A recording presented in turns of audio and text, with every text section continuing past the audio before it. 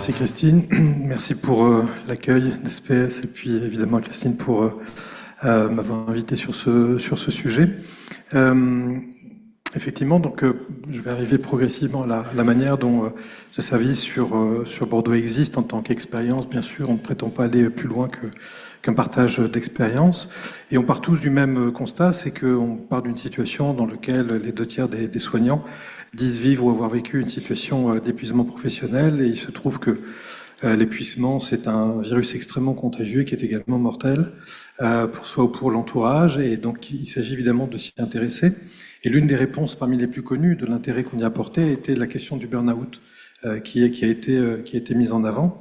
Et je partirai de ce point-là pour montrer aussi que si mettre en avant le concept de burn-out a pu avoir un intérêt, il est devenu maintenant une impasse particulière. Et la première raison étant que finalement il y a eu un glissement de sens concernant cette notion-là, c'est-à-dire qu'à l'origine, le burn-out était avant tout un terme qui désignait une pathologie de situation dans laquelle les valeurs d'une personne étaient bafouées et puis une pathologie de la relation.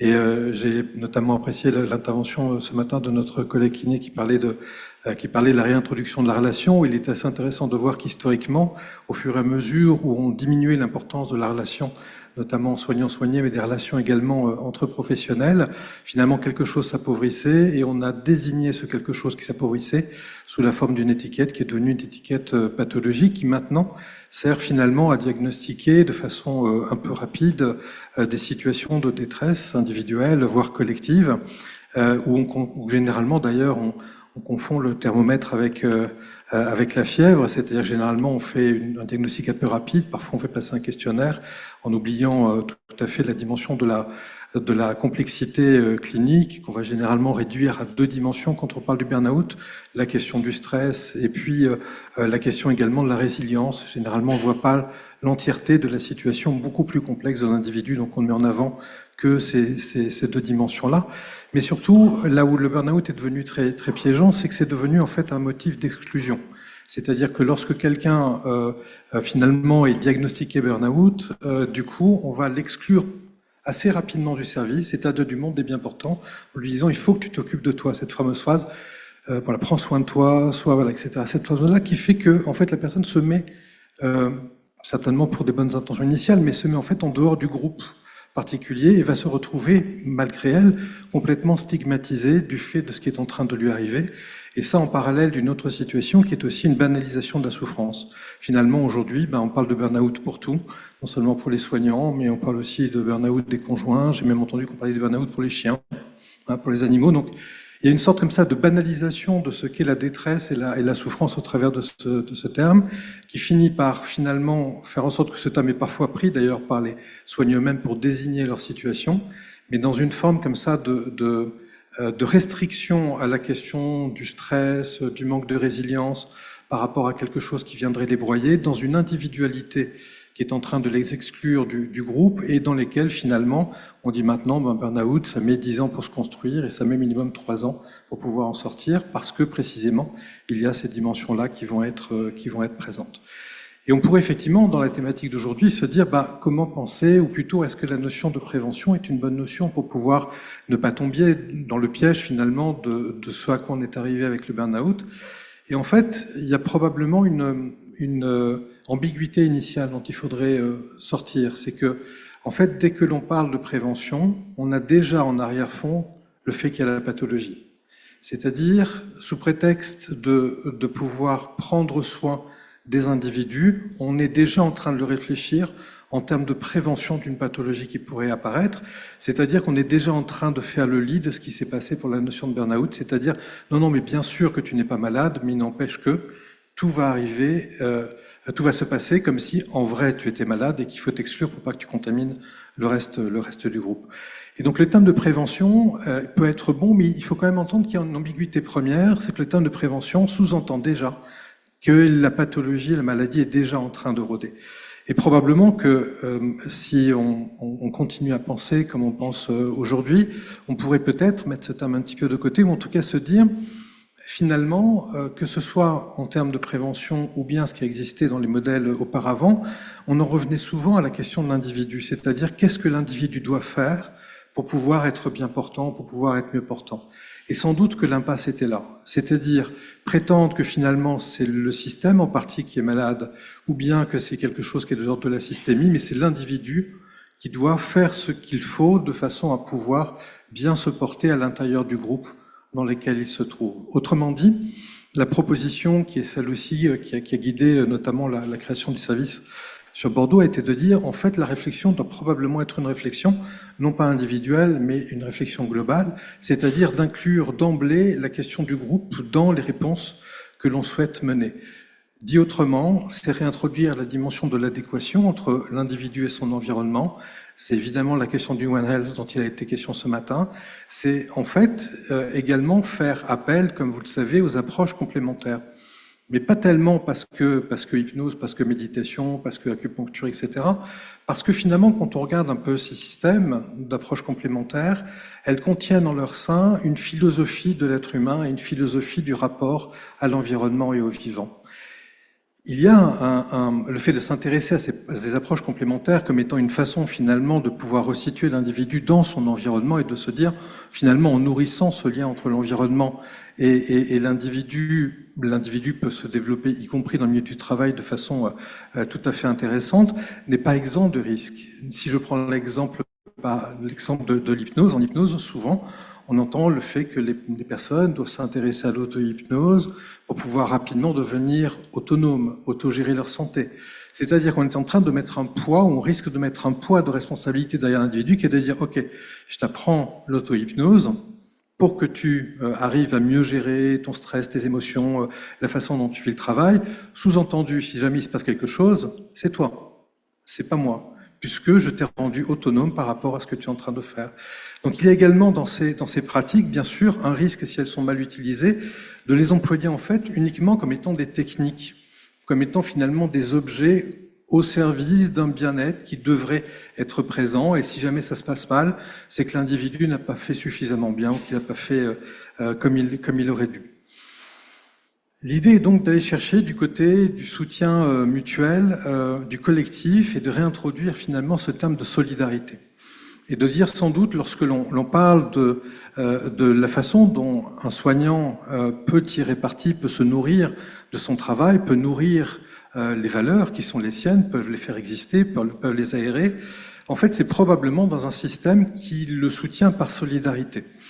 Et c'est à partir de là finalement que, notamment sur Bordeaux, on a créé cet institut, qui est donc l'Institut de médecine intégrative et complémentaire, qui est un projet qui est assez récent, puisque le projet en fait a été mûri en 2017, mais surtout 2018. Il a été accepté en 2019 par la direction. 2020, il y a eu les locaux définitifs qui ont été attribués, magnifiques d'ailleurs, dans l'ancienne école d'ambulanciers sur le CHU Xavier Arnozan, avec un magnifique campus autour de nous. Donc c'est vraiment un lieu tout à fait propice précisément aux valeurs que l'on souhaitait défendre. 2021, il y a eu l'inauguration, et on est là en plein exercice avec finalement une pratique qui est une pratique évidemment tournée vers les patients. C'est un lieu de consultation, on a plus de 2000 consultations. Les consultations, chez nous, c'est minimum 1 heure de temps, y compris les médecins, les infirmiers. Il n'y a pas que moi, psychologue, qui suis dans le luxe d'1 heure de consultation, y compris mes collègues d'autres professions ont minimum 1 heure avec les patients. Il est hors de question de prendre moins avec un patient à partir du moment où précisément on souhaite défendre un certain nombre de valeurs et également de notions qui ont été abordées ce matin, c'est-à-dire l'écoute, l'empathie, etc. C'est très compliqué d'être empathique en 1 demi-heure. C'est pour ça que des dispositifs tels que Mon Parcours Psy, etc., qui a été monté, est une ineptie du point de vue de cette notion-là, puisque ça a été construit sur 1 demi-heure de temps. Donc il y a également des données de temps, évidemment, bien sûr, qui vont intervenir, mais au-delà des consultations, en fait, pour les patients, c'est un lieu également d'accueil et d'apprentissage également pour les soignants. On reçoit également les soignants.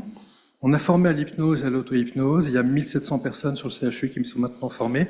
Il y a 800 personnes qui sont formées à la méditation. On a transmis des techniques d'auto-hypnose. On a transmis, bien sûr, une façon de pratiquer la méditation. 1 fois par mois, il y a les groupes qu'on appelle Méditons ensemble, qui sont soit en présentiel, mais aussi en distanciel. On a des groupes hebdomadaires sur l'IMIC pour les soignants, mais aussi à l'intérieur des services, en gynécologie, en neurologie, en cardiologie. on a des groupes hebdomadaires de méditation pour les soignants, avec évidemment pas du tout d'obligation de participation, participent qui le souhaitent, et y compris les personnes qui n'ont pas été formées pleinement avec des programmes dédiés comme MBSR, etc. Et bien simplement, on leur parle des rudiments, et puis ils font comme ils souhaitent le faire à ce moment-là, dans ces groupes-là, pour justement faire groupe à l'intérieur du service. Donc il y a probablement dans ces affaires dont on discute cette notion-là qui est de dire la notion de solidarité entre les soignants, la notion de groupe est probablement là une variable qui est présente même dans ce qu'est être soignant, dans ce qu'est être professionnel de santé, et je suis même réducteur en disant ça parce que ça a l'air de réduire l'hôpital uniquement aux soignants et aux professionnels de santé, alors que, y compris le personnel médico-technique, notre assistante secrétaire fait aussi partie de ces groupes de méditation.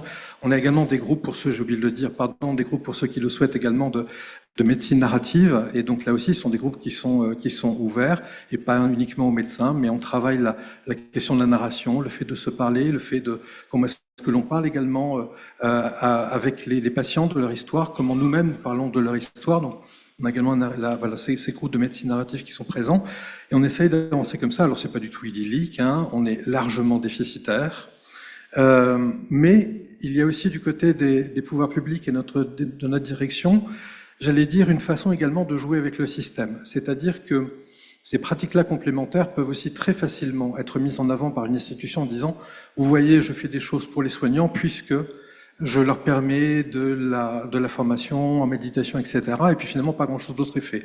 L'idée que l'on a est plutôt de jouer avec le système en disant justement, puisqu'ils ont besoin de nous, pour pouvoir soutenir les soignants dans leur travail, d'une part, on le fait le plus authentiquement possible, mais on va se permettre aussi d'être déficitaire parce qu'en fait, ils peuvent pas nous virer puisqu'on s'occupe des soignants et qu'ils ont des comptes à rendre sur le bien-être des soignants. Donc il faut parfois jouer, mais oui, on en arrive là, c'est-à-dire qu'il faut parfois jouer aussi avec le système quand le système joue avec nous. Je ne sais pas du tout combien de temps ça va durer, mais l'idée en tout cas, elle est vraiment là-dessus, c'est-à-dire de réintroduire la solidarité, de pouvoir non plus penser en termes de pathologie ou de pathologie à venir, mais en termes finalement de lien interhumain centré sur les valeurs. Et la médecine d'ailleurs centrée sur les valeurs est une notion qui a du mal à arriver dans notre société francophone alors qu'elle existe dans la société anglophone, non plus sur les preuves mais sur les valeurs, de penser cette forme de médecine-là et d'avancer tous ensemble dans sa direction.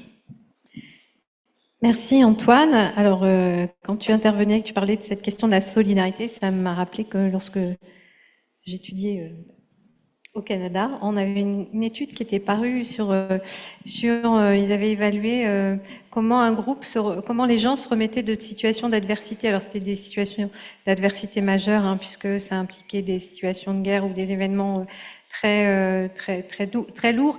Néanmoins, ce qui ressortait, c'était vraiment que c'était la collaboration, c'était le groupe qui permettait de mieux s'adapter, de mieux s'en sortir dans ces situations d'adversité extrême. Ce qu'on peut retrouver parfois, je ne sais pas si vous avez, parfois on travaille dans des petites équipes. Moi, je travaillais dans des gros CHU, on était assez nombreux, et je travaillais dans une toute petite maternité où on n'était vraiment pas nombreux du tout, et finalement, on s'en sortait mieux parce qu'il y avait une collaboration.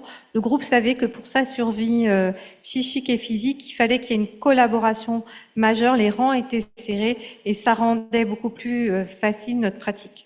Alors, par rapport à la question de Pauline, et les étudiants et dans le quotidien. Oui. Alors d'abord, je voulais dire qu'il me semble que le colloque de SPS l'année prochaine est sur Bordeaux. On ne sait pas encore. Si jamais SPS part sur Bordeaux, vous êtes bien sûr invité à visiter le service. Hein. Si vous voulez voir, déjà il y a beaucoup de monde qui demande pour visiter, mais on pourrait effectivement le faire. Par rapport à la question de Pauline, alors c'est un peu compliqué. Je vais peut-être donner deux ou trois petits exemples, individuels et collectifs. Pour ma part, je ne commence jamais une journée sans